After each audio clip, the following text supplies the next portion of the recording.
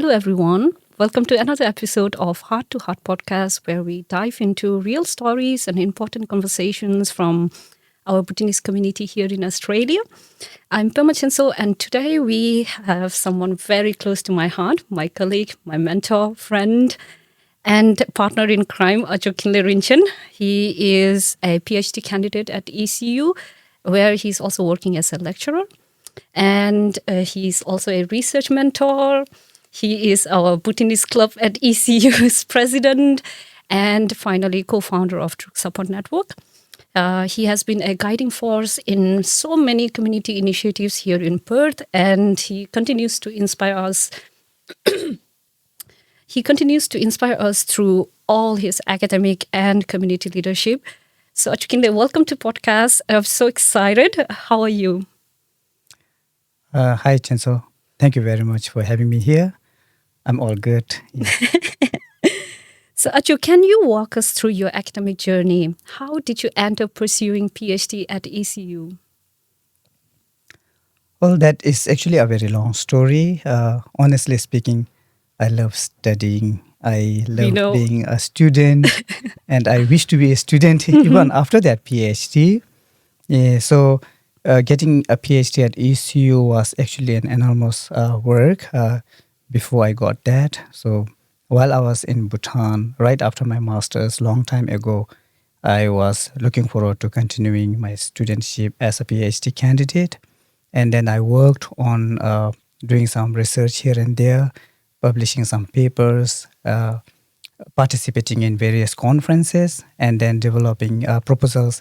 And actually, I've applied to so many universities before I got that one. Yeah, and finally, I think almost towards the end of COVID period, I happened to shoot a proposal, and that proposal happened to be inspired by His Majesty, because at that time I was working at His Majesty's office as in the office of the transformation as a transformation officer, and I happened to have a series of audiences with other civil servants.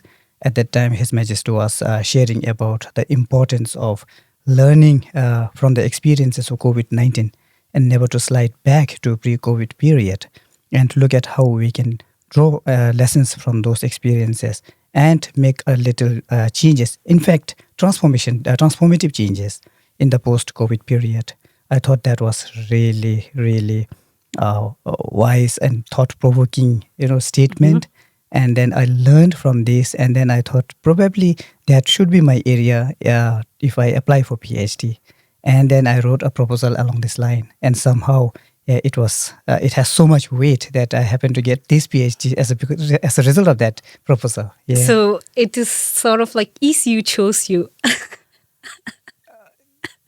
I would not like to say I would not like to say it that way, but yeah, ECU was generous enough to help me out with that proposal. Achu, yes, can we ask what is your research? It seems very interesting, especially talking about the transformative initiatives and transformative changes in any institution. So if we could know a little bit more about your research topic. So my research topic is studying the impact of COVID-19 on people in Bhutan. We call it people, progress, and prosperity. Basically, if I sum it up, it's actually on well-being. And looking at, retrospectively looking at the experiences and lessons learned, and also looking at the prospects in terms of what we can do, learning from that lessons, and looking at how we can probably change policies and practices in the post-pandemic period. Oh, that's nice. Do you have any outcome already, or any...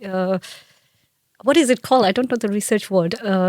Something that in your research, have you found some policies or something that could actually work for? Yes. A lot of new learnings, especially even just within Bhutanese experiences.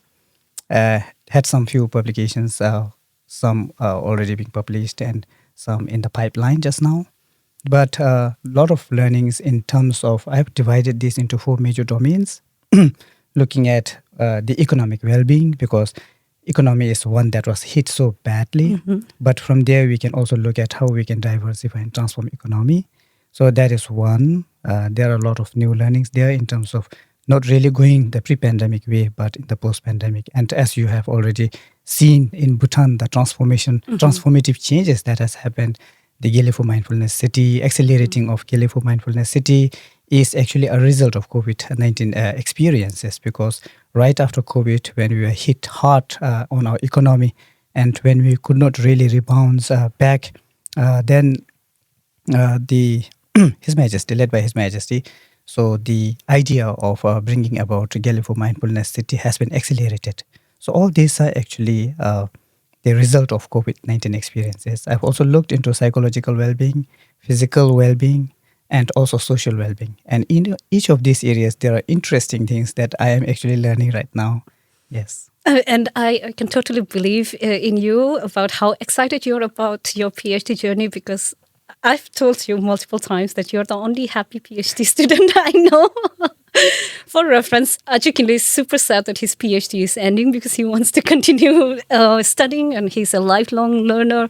So I think your experiences could highlight and also give advice or recommendations to other students who are looking into getting into research, or like master's by research or PhD. And I know that for like coursework application, for example, the processes are fairly standard. So you first get offer letter, then you have the COE, then you apply for visa, you come here, then you can enroll for your units. But for research, it's entirely a different. For research, it's entirely a different avenue. So if you could give a short standard process in research, and what are the things they have to look into? Mm-hmm. Well, I would like to begin by sharing, I think there is a stereotype in our Bhutanese community that research is something that is very hard to take. I think this is a misconception. I would definitely like to say that, because I'm a researcher, right? A research student, actually, a novice researcher. Still, I find it quite interesting. It is not really that threatening, but rather it is an interesting journey. And once you get into it, you find that actually it is not something that is to be feared, but to be pursued. So I'm seeing this. And because we lack research culture, even in the university setting in Bhutan, is at its infancy. So we normally look at research little differently. I think we should change this first. And secondly, having changed this mindset to look at research as something that is not a rocket science, but something that is interesting to pursue. If you have a curious mind, if you would like to develop your analytical skills, and also at the same time the reasoning skills, you must pursue research. Having said this, again, directly to your question, in terms of looking at how we should then go ahead, right, is you must first identify a research topic within which you can work. And on this aspect, I would like to recommend to discuss with the relevant experts. There are a lot of fraternities, right? If you, for example, if you come from education, then there are people who work within the educational policies, educational experts, and so on. So identify those people and discuss with them more and more. So then you will be able to understand the research gaps that you will have, and then you will be able to come up with a proposal that would be useful. No, it should not be just something that is written and shelved. So you have to think from that perspective. That would give you a lot of motivation as to how and why you have to pursue research, such as PhD and Masters by research. And having done that proposal, then you look at universities where you would like to pursue and identify your supervisors. The normal route to getting an enrollment is identifying a supervisor. If you could identify, write to them, on the websites, look at the faculty profiles, and you will find people who have published similar articles, working in similar areas. You will also identify research interest of those supervisors. So check with them and look at what matches your proposal.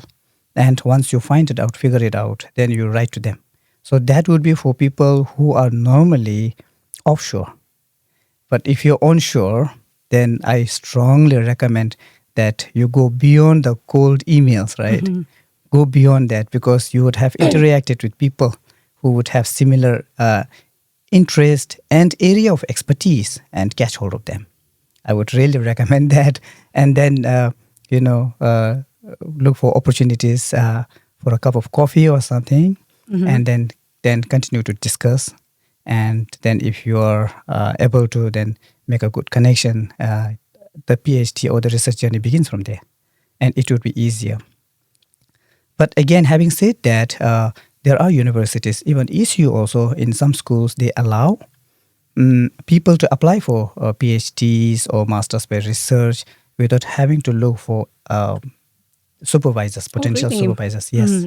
So they have the online portal. And when you apply on that, you will definitely have to have all your research proposals and other credentials ready. And when you apply, there is a space, I guess, where you tick whether you have a supervisor identified or not. And if you tick on no, and then you have to look for supervisor, then I think through that process, they will identify one for you.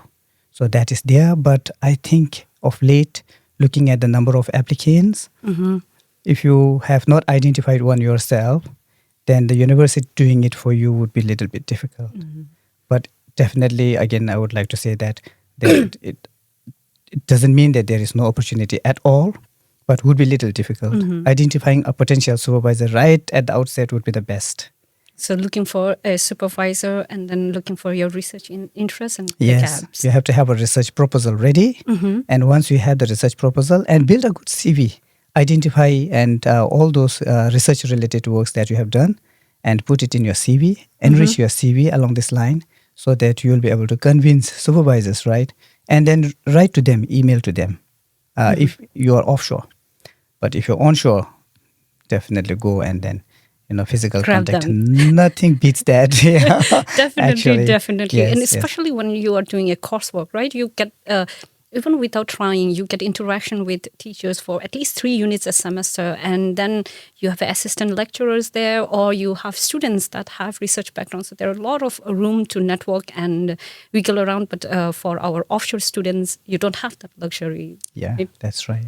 And when someone writes a proposal, like for someone who is novice and has no idea or like does not have any research background, for those individuals who are looking to get into research, what does a proposal look like? How long it is, and can they change in the process? For example, so I for at this moment I think that okay, this research gap or this research interest looks really nice. I'm gonna pursue it, but then when I'm doing it, I find out that I'm really not interested. But I wanna modify a little bit. Is that possible or not? I think in terms of modification, research work itself is iterative, right, from beginning through to the end. So what I have observed, I have seen people around me. In my case, I have built up a proposal on the COVID experience, and my supervisors seem to be happy with that. So I'm pursuing with this. But I have also seen other PhD students who have initially developed a proposal completely in different areas. And in the course of time, they realized that there are much more interesting topics, and then they changed their topic. So that is also there. So yes, it is possible. And also at the same time, even if you maintain within that same, you would have identified different methodology, the source of data. Sometimes in the beginning you would have thought about survey, but then suddenly you realize that, oh, I can't do the survey because it is going to be expensive or difficult. And then you realize that there are a lot of secondary data. Then you would want to now migrate from primary data to secondary data, and you have enough justifications they allow, and there is room for that. Yes, but there are a few things I think that would be major changes would be possible up until your confirmation of candidature is done. Until that point, and after that, then of course again you can definitely make changes, but the process are a little bit rigid, and yeah, you have to put through again approval processes if there are major changes. But minor changes continue. I think PhD is not really rigid and fixed. It's an iterative process until the end. Okay, so which makes sense because you are diving into a world of unknown, and you might there are so many things that we don't know, and it would come up, and then there would be interesting things. So you could always iterate and improve it, right? Yeah. But how long is the proposal? Because I've heard so many people worry about proposal, like, oh my God, I need to write a proposal. How long is it? Where do I start? So there are so many questions. So is it that scary as people say it? It is not actually. I do not know what others would say. But to me, I feel that it is not really that scary. The initial proposal, when you apply as part of admission, I'm saying from ECU's experience, because I'm currently at ECU, so I know more about ECU experiences than other universities. But generally, it may apply with other universities also. But from ECU's experience, initially when you write a proposal, it would be just 2 page, highlighting significance of research, objectives, research questions, and the possible methodology, a little bit on research methodology, and then about your credentials. That is it, just 2 page. But after that, once you get enrolled and then work towards confirmation of candidature, then you really have to have a comprehensive proposal. That is when, if you are a PhD student, you might land up having to write about 10,000 words. 10,000 words? Yes. So that's like to confirm your candidature. Yeah. And that is later. By then, you are already enrolled as a student. Mm-hmm. And then the first phase, milestone 1, is to pass through that proposal phase. Mm-hmm. So within that proposal, you have to flesh out all the details in terms of methodology that you would like to apply, how you would like to collect data, including, again, elaborating on your research significance, research questions, aims, objectives, and so on. So that is quite lengthy. Mm-hmm. But then you would get about 3, 4, 5, sometimes 6 months also to do on that, work on that. Yeah. So research is really new, I think, for all the Bhutanese and Bhutanese community. So we have so many questions about like what's going on there, how to get enter PhD or like the research world. So I also know some of, like, you yourself is also a scholarship, a PhD candidate. Is there a prospect for new PhD student to get a scholarship so that their financial burden lowers, because PhD is very expensive? I think scholarships are plenty, a lot. People who are in the technical area, science, engineering, STEM, there are more opportunities there. And arts and humanities would be a little lower, but doesn't mean there is no opportunity. I've seen people who initially came to ECU as a self-financed PhD student. Mm-hmm. And in their first semester, and sometimes in their 2 first semesters, they really worked hard, published paper, earned enough credentials, and applied for scholarship. They got scholarship, yes. So there are people who got scholarships right at the outset, and then they came here for PhDs or even by masters by research. And there are people who came here as a self-financed students, but when you're applying for scholarship, they normally check on the publications because I think publication is one of the key criteria they look at selecting people. For scholarships? Yes. So if you have published papers in Q1 journals, and the probability goes really high up. Yes, close to 1. Yeah. That seems like an uphill battle. Yes. I'm not saying from the perspective of those who are offering scholarship. I've got no idea there, but I'm looking at how my friends did. And from there I saw that, yes, if you work hard, definitely there are opportunities. So looking at like all the things that you need need to do as a research student, it seems like your day would be so full, because I also know that you are a lecturer at ECU and you go to Bunbury campus to teach, and also you're doing so many things at ECU itself, like the SOR advisor. You're also our club president, and so many things at the same time. You're also doing Druk Support Network, other initiatives with ABPI. So how does a PhD student's day look like? If it's like from the morning until the night, how does it look like as a PhD student, so that our viewers have an idea of what to expect in their life? Oh, okay, very interesting. Yeah. My case, I am a married man with 3 kids at home, Beautiful and kids. my wife is supporting us economically.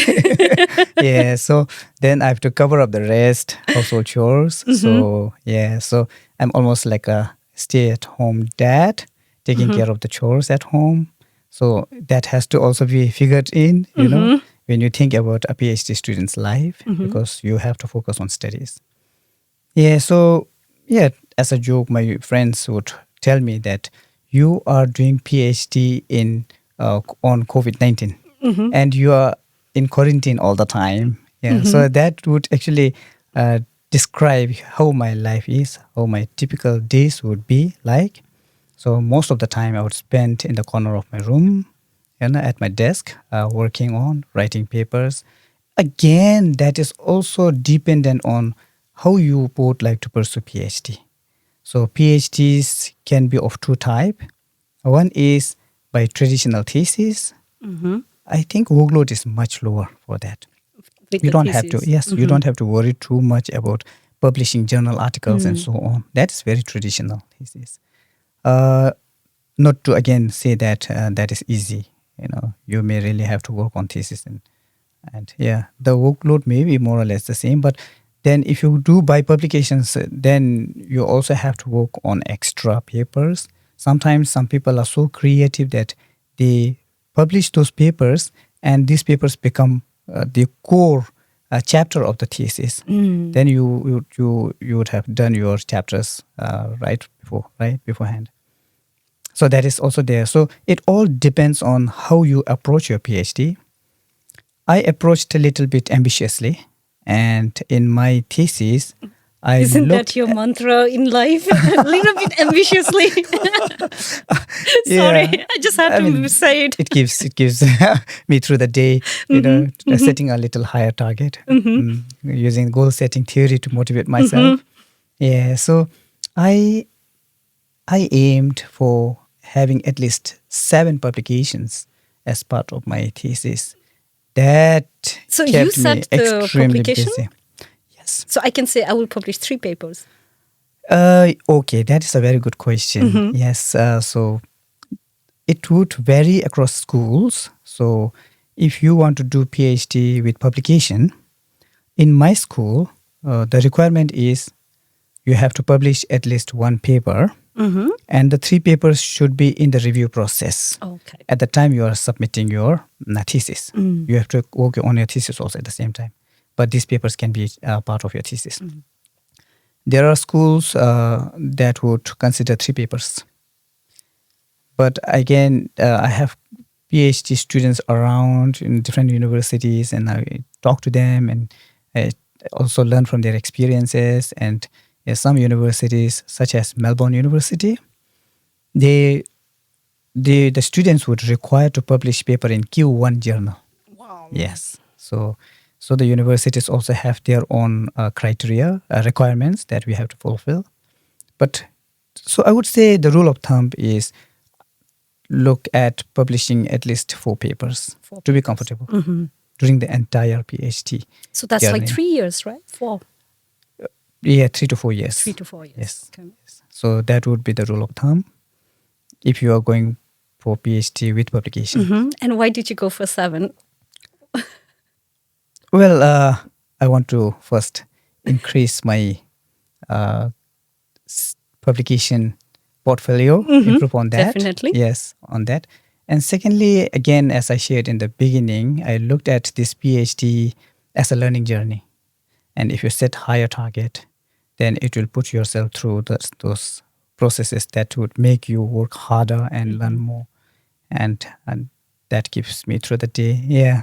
Sure. There's a saying, right? Shoot for the moon, something you land on the... Star and the moon. Yeah, star and the moon. Yeah. I also do the same. Like, for example, like mine is not as ambitious as yours, like saying like I'll publish 7 paper. But for me, I also like when I approach my assignments, for example, I'm not aiming for 80 or 90. I always look at it as 100. So I want to get 100 if possible. So how can I get 100? So what I notice is I'm also learning from you in terms of setting really ambitious goals. And then I just break it down, look into rubrics, see how I can get 100. And I would never get 100, but because I'm aiming so high and I have to work so hard that at the minimum I end up at 80s, right? And worst case scenario 70s, but it never goes below that. So that I think that also like in a way works out, but then we end up Yeah. getting exhausted and fatigued. Exactly. Yes. You have to look at So how you motivate yourself. Yeah. I think there is probably a hitch there. Need to be a little bit careful in terms of your mental well-being. Setting very high target, extremely high target would cost you a lot. So it is good because sometimes you have to assess yourself, right? In terms of the workload, and it should not be really, really high. Setting a like smart goal would be unrealistic, best. right? Yes, smart goal, and setting a very smart goal and then taking you through. Is good for you because, as you said, if you can't reach the stars, you will at least land up on moon, which is good. But I at the hear same it as time, a kid. if I you heard don't that get it saying. up there, you really need to be positive about the end result. Because while we motivate ourselves, sometimes for some circumstances, you may not achieve it, and then it would really bring you down. So that is when you really need to be positive, because definitely that hard work has helped you, in some ways. Even if, for instance, you aimed for 100 but landed up getting only 60, but because of the hard work, you got 60, right? Yeah, it's a little sad that you didn't get 90 or 80 HD, but still you got 60 because you put that so much effort. Yep. Otherwise, you might fail or you might get in 50s. So I think we need to be a little bit positive when the results come. I think that falling back to the old maxims, right? What do we call it? Hope for the best and prepare for the worst. I think that applies. I think. Yeah, Probably, I'm also like a little bit sad when there's low grades, but it's not the end of the world. So True. I'm always just trying to achieve higher if I can. If not, yes, it's very hard to accept the low grades, but then like you slowly just solve up and say like, okay, I'll move to the next project and then let's start from there. But how far are you in your publication? You said 7. Are you like 5 there, 3 there? Okay, good question. I'm putting myself through a lot of difficult times. Yeah.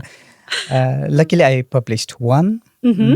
I had I also collaborated with another PhD student, and together, but he was leading in that. We published another one already.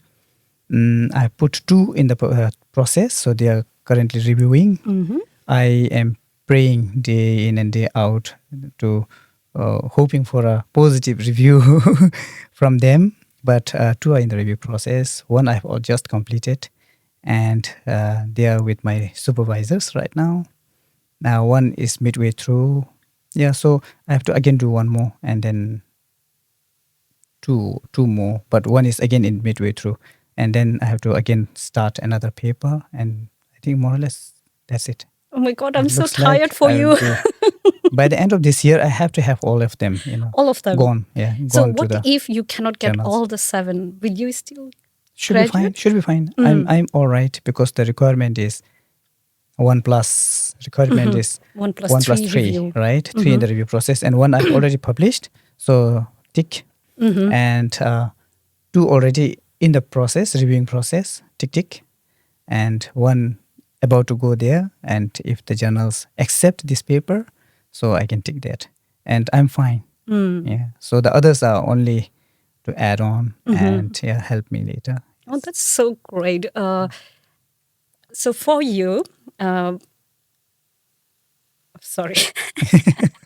So just because of so many things that's happening in your life, how do you manage expectations and like you told about setting your smart goals, but I know that as a PhD student, you feel isolated sometimes because you have to work on your own for a long hours, long days, and really balance all the things together because most of our PhD students are also teaching or a mentor.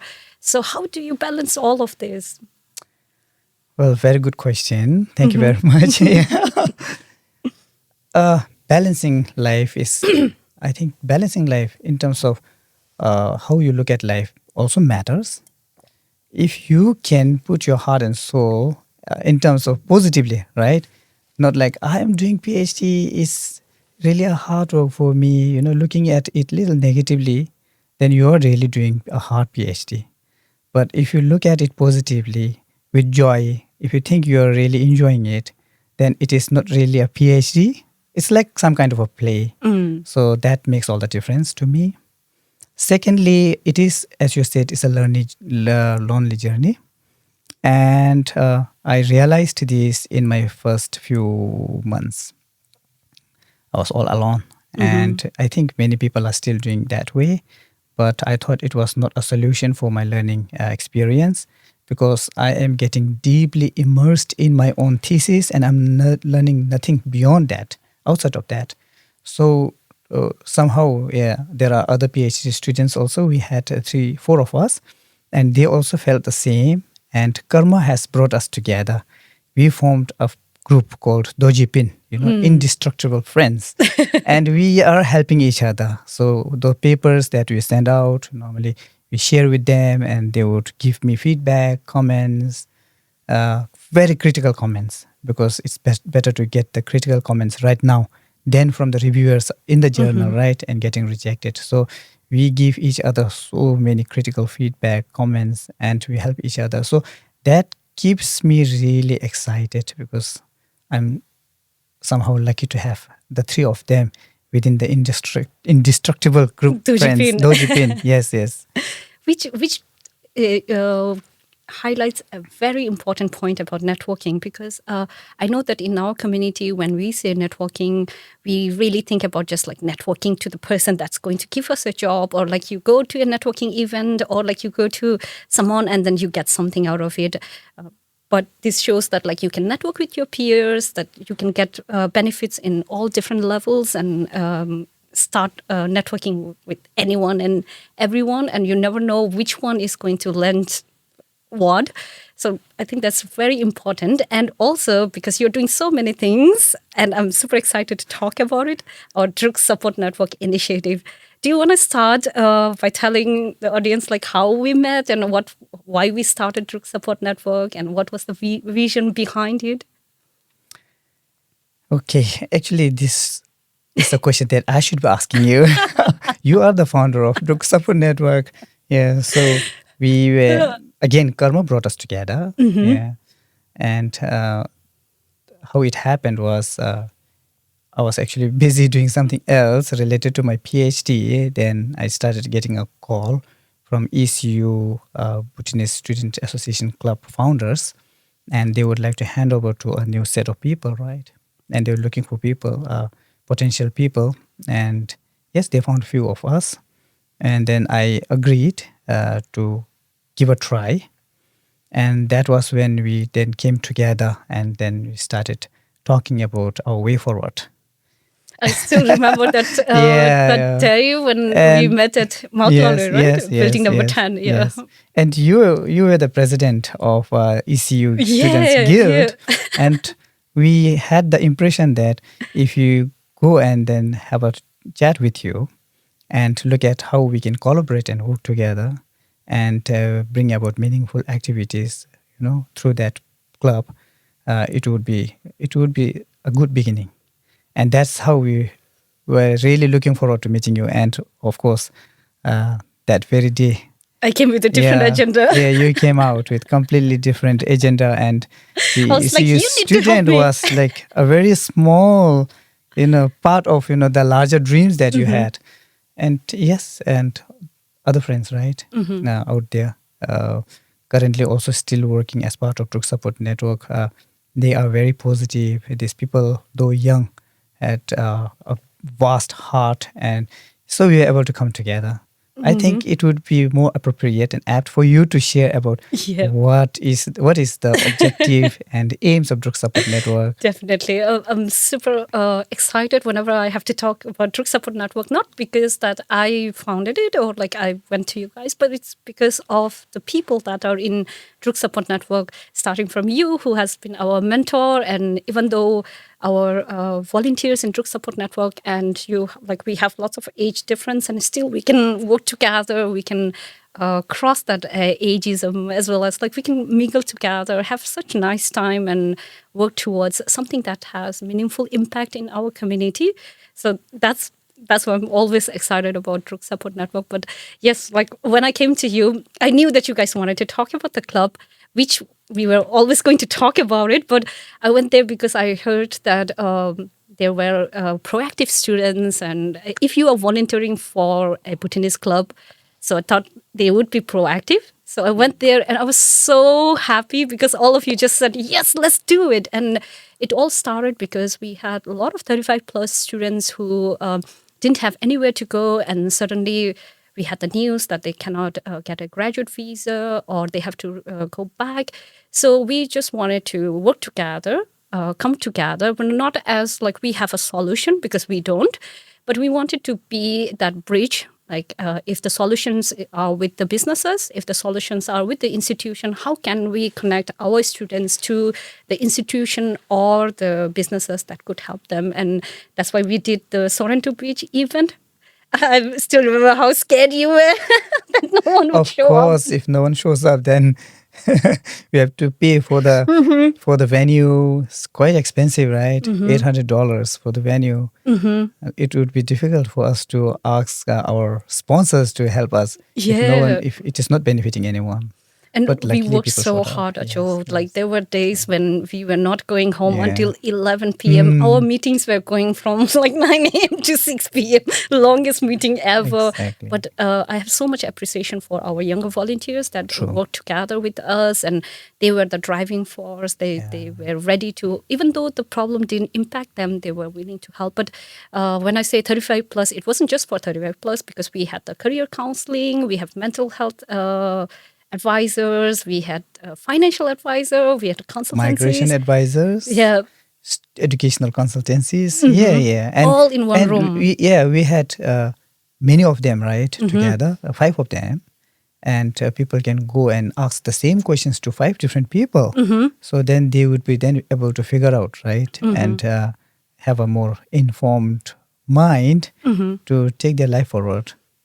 Towards the end, what I liked was one of the couples who came there and sought help said, we were very thankful and we are grateful that we could come and attend this session because it is so informative.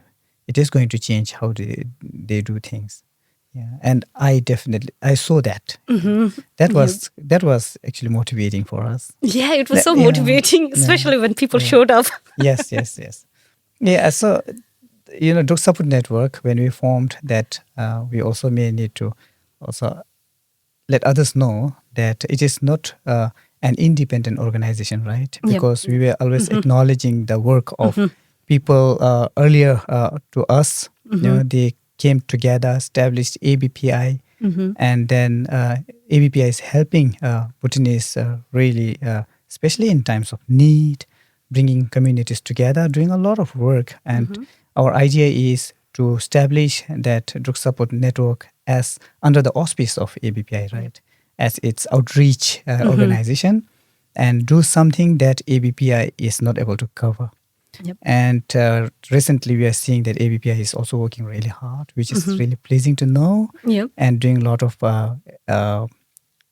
familiarization workshops and so on. I can see the advertisement. I would urge people to cooperate and help ABPI make it a success, because it is ultimately for the benefit of our own community members.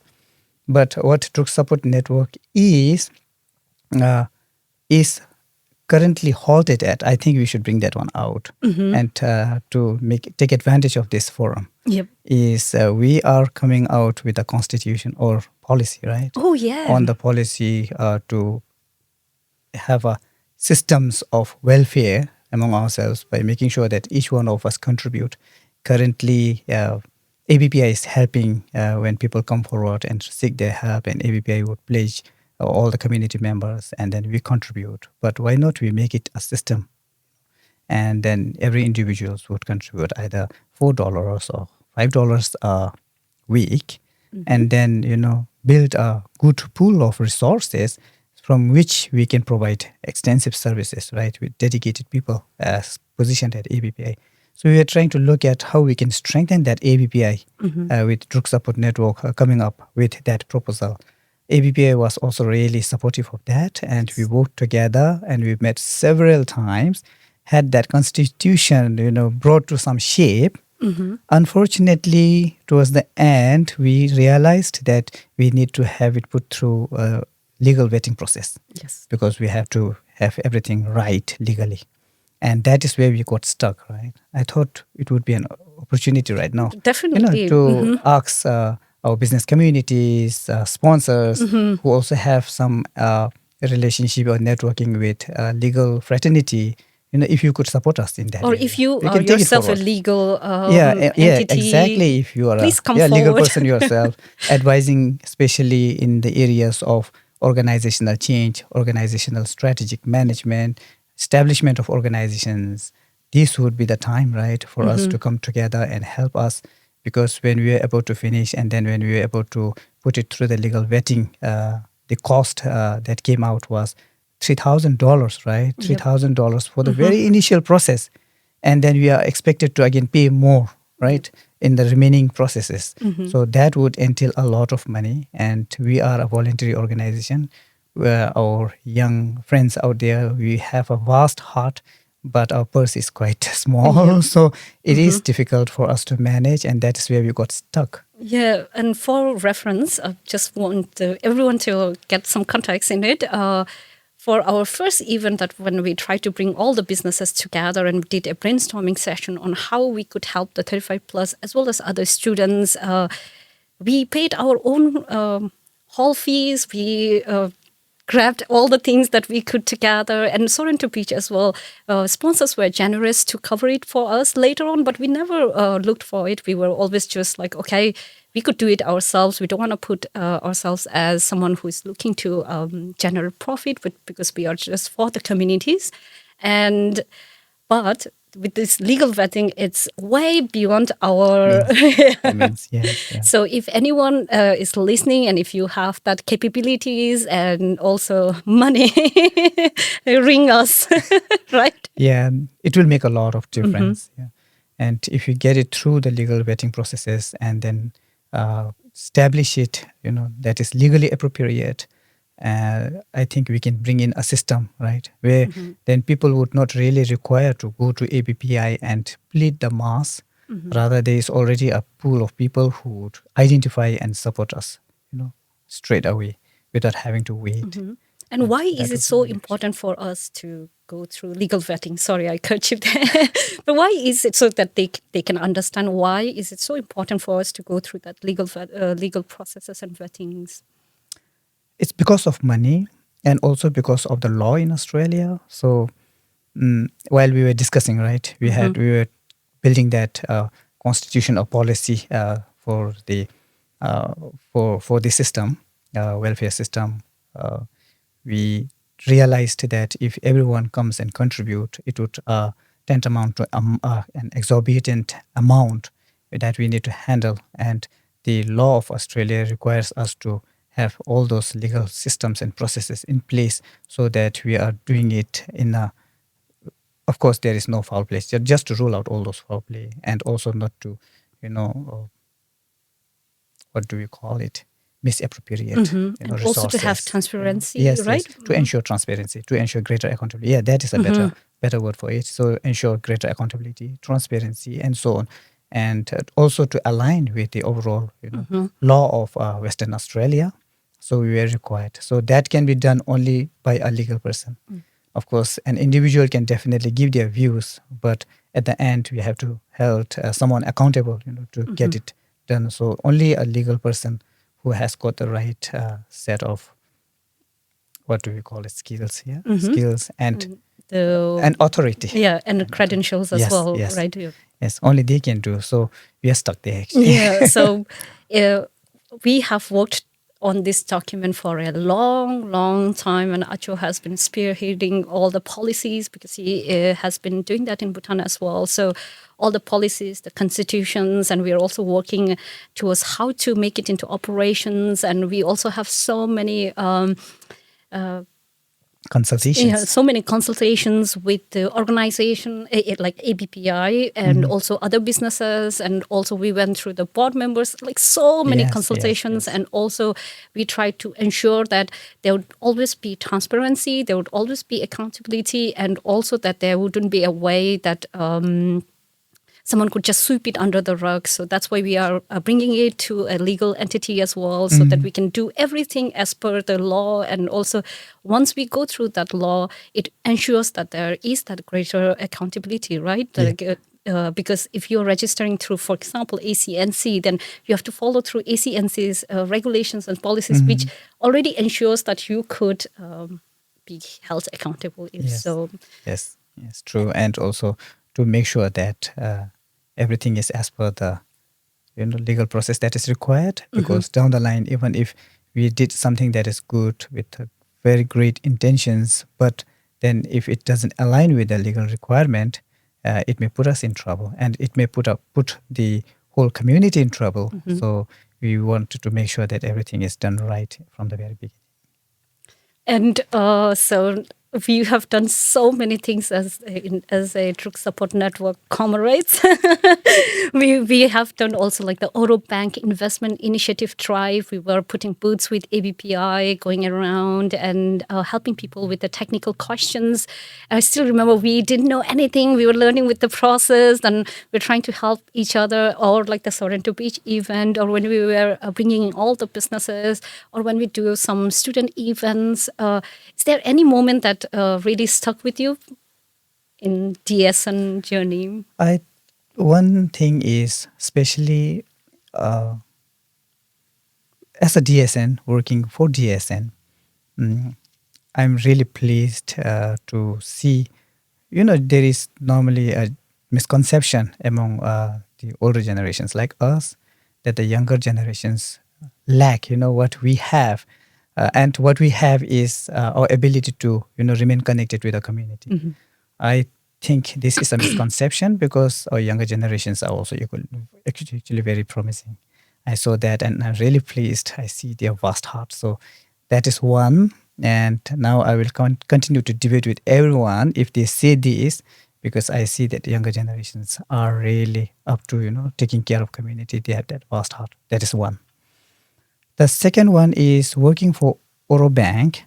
And again, in continuation to the first point, is that Bhutanese in general, I think they are really grateful that we all are able to come and study and work in Australia. And it's all because of what our country has given us.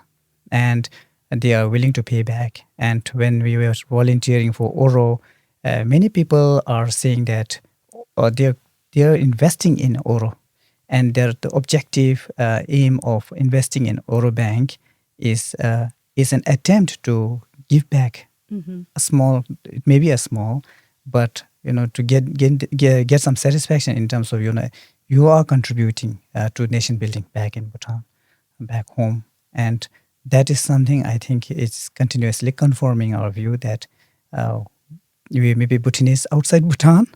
But definitely our hearts are there, and to continue to work, best here to make sure that we can continue to benefit our roots back home. Yeah, so I can continue to see this, and most of the people are saying this. I was really pleased, and that has continued to motivate me and went ahead, with DSN activities, and sometimes just the Oro Bank activities. Oh my God, setting up stalls in various events, and is so pleased because people are more than willing to contribute to doing something, irrespective of the amount. Yeah, it is the heart that counts, shocking, and people right, are doing Acho? that. Yes, I'm so pleased. Generally, I think Bhutanese are not really bad. I am more and more pleased. Last time also there was an interesting case. My daughter happened to feel unwell, and then she had to come home early. And I did not have a car that time. And my wife took the car to her work. And I booked an Uber. And it happened to be a Bhutanese. His name is Tandin. So I'm really pleased. And somehow he could not really figure out the place from where he had to pick up my daughter. She was waiting at the parking and he missed. And then we were talking and then it was taking pretty long and already $12. So he was saying, okay, so it's costing you a lot. We may need to cancel this. And he canceled it. Okay. But then I misunderstood him because I thought he's canceling and he left. And we were booking other Ubers with no success.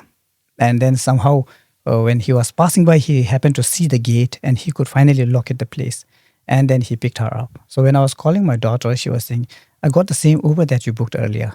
Oh. Tandin. Mm-hmm. And then I thought, because I asked her to book Uber because she has Uber app in her phone too.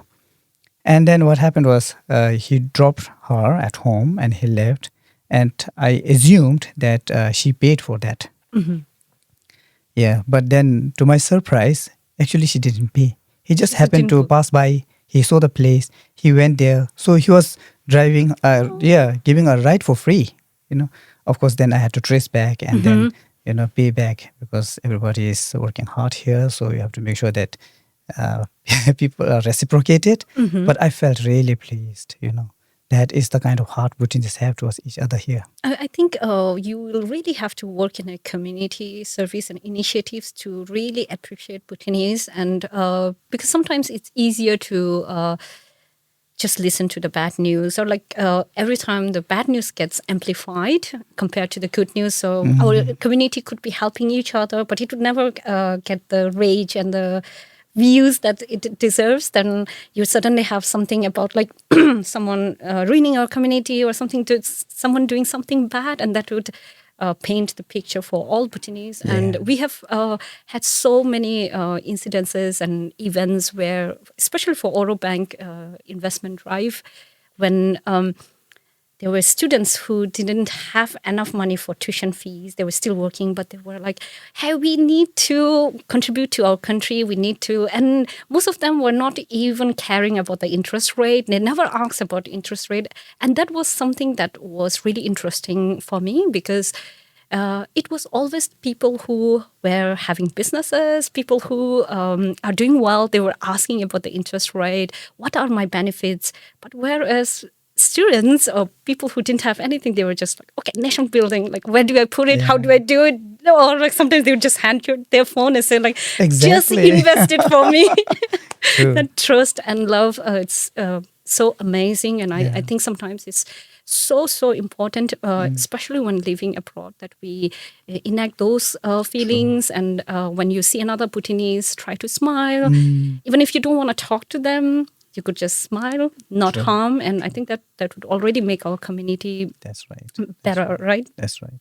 But having said that, I think it is also important for us to, make people think of our weaknesses. Honestly, one of the professors I know, so when I was talking to them, the way we are groomed back home by our own community, we are very, very humble, right? To an extent where people now, in Australian context, we appear like we don't have the confidence. Oh, so important. So this, I think, is important because that really affects our image, in terms of our ability to deliver. Yep. So people start to think that we do not have the capabilities, not knowing that we are just trying to demonstrate humility, right? And that was, I think that's the one big problem with our society, being in Australia. Back home, I think that works absolutely fine because if you appear to be very humble with humility, people will like you, right? Yep. And then take you for higher regard. But unfortunately, in Australia, you have to show some sense of confidence and showing respect to others is a little different, I think, here. Yep. Than in Bhutan. And my professor was saying that, yes, I have few students from Bhutan, but they're too shy. And we appear to be very shy, not so confident, and it's affecting our image. That is one. Another one is, again, our system back home Now, we do not really like, to be helped by somebody, right? If you go for a job, you would always like to apply it on your own, without making use of the network. Yep. And then when you get through that process on your own, fair and square, then you feel proud about it. Nobody has helped you. It's all because of your own credentials, or because of your capability. You got it. That works well in Bhutanese context within a small society. But in Australia, everything is referenced. And as a result, you have to make sure that you are able to catch hold of people who are influential, who are credible, right? And they have to reference, right? Then only will they be able to trust your capability, trust you as an individual, whether you are a team player or whether you can deliver or so on. And now if you bring that same habit in Australia, keeping yourself just within your community and not really penetrating the other communities in Australia, then you get left out or left behind. I think that is one major drawbacks we are facing, bringing the same baggage from Bhutan and, working our life out in Australia. We really need to so important for our Bhutanese community, right? We have been having conversation about it so many times, like how sometimes in the process of trying to be humble and trying to be kind and trying not to come off as show off person, that sometimes you lose so much because in here people don't have time or they don't care to go through you beyond what you say. So if you say you don't know, or like if you don't say anything for that matter, they wouldn't know and they wouldn't go further and check. And it was also very hard for me to like come out of my shell, but that was 10 years ago for me. Because we were like brought up in a way that we were always supposed to be humble, be nice, and then suddenly trying to be like, oh, I know this, I can do this. The first time it was so awkward, like I'm good at this, I've done this, have to be really proactive. But now it's become so natural because you have done that, you have experienced that. There's no shame in saying it, and you have to be your own brand ambassador, right? You have to always try to say, and that's what I see. Like also differences in Bhutanese students and like say domestic students, or even in workplace, that we always just do our job, get done, but we don't focus on like networking, or we say like, oh, in here, there's too much small talk, and we undermine or we don't understand the value of those small talk, those small networking time that you get at work, and importance of sharing your capabilities and sharing your opportunities. Do you think the same, Acho? I think that is where we are lacking. Of course, there are a few who are able to demonstrate this. Yeah, I admire them. But many of us, I think we are still facing this problem. Maybe because of the cultural differences.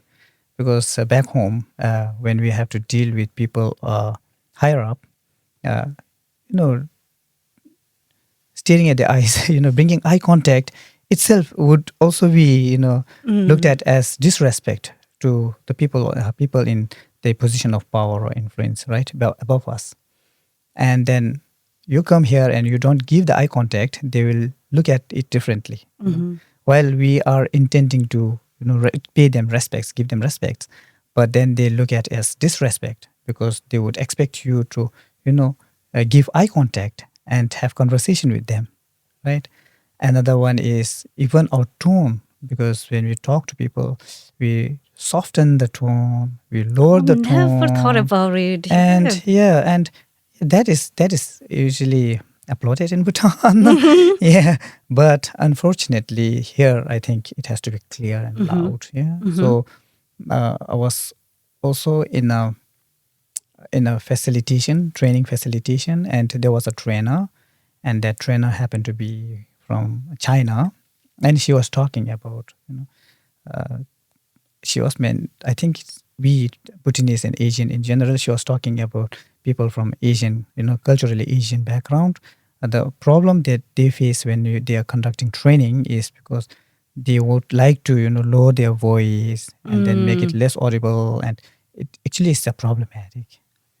And when you look at people who are groomed in Australian culture, Western culture in general, they're loud and clear, sometimes direct, yeah. And in Bhutan, if you want to say no, it is very hard, and you would want to push it aside and not say no, and sometimes landed up saying yes instead of no.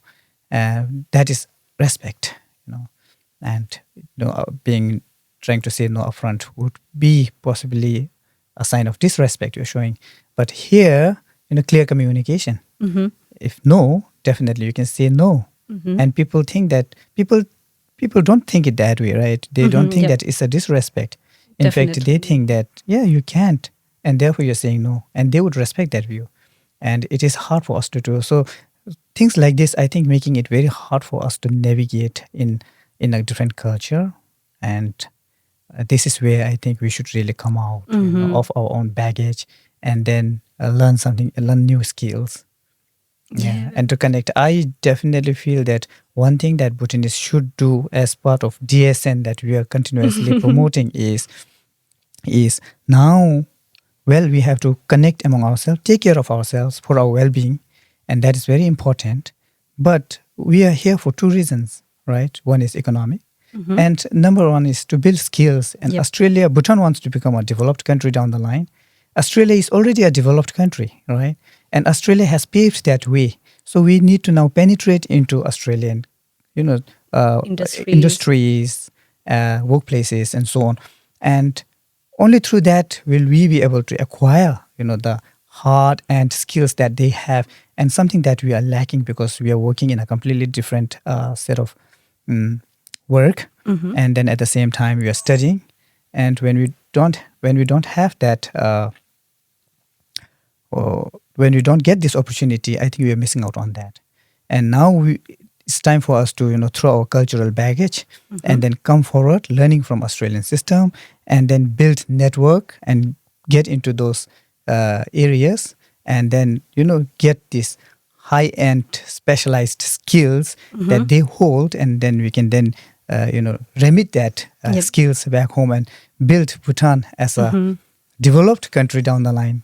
Our young generation has a lot of opportunities like this, but we definitely need to look at how we can come together, create that opportunity, and create pathways for them to get connected with industries and relevant professional bodies in Australia, so that our people, if they are engineers, they can connect with engineers, look into finding an opportunities to work with them. That is something which we may need to come together and create.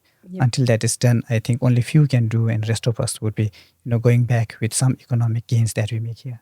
Thank you so much, Acho, for joining me today, and also sharing so honestly, so powerfully, and letting everyone know what are the things we can do here and how we can position ourselves better so that we can get better opportunities.